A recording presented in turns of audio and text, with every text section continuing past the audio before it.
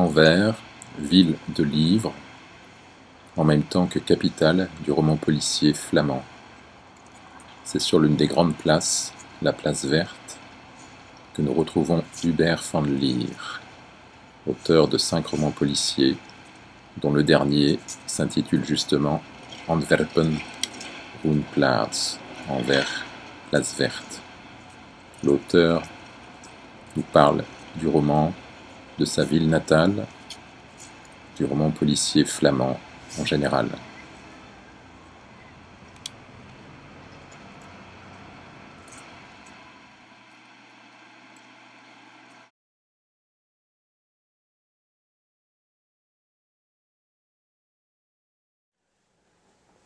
Que faut-il pour faire un bon polar?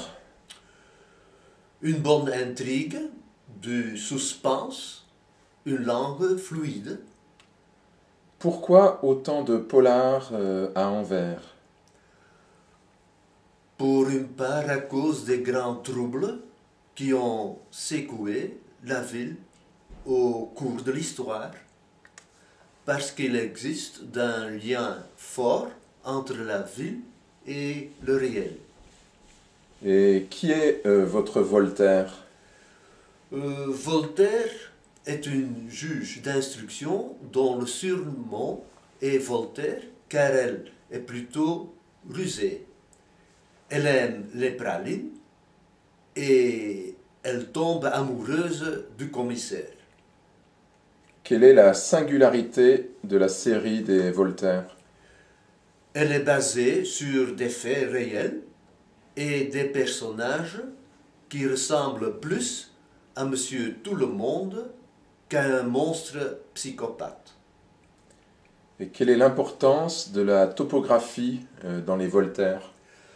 La plupart des lieux dont il est question dans les romans renvoient à un lieu pittoresque d'Anvers, à un édifice typique, à un événement historique.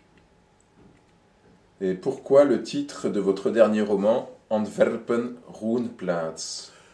Le titre s'inspire un peu de Berlin Alexanderplatz.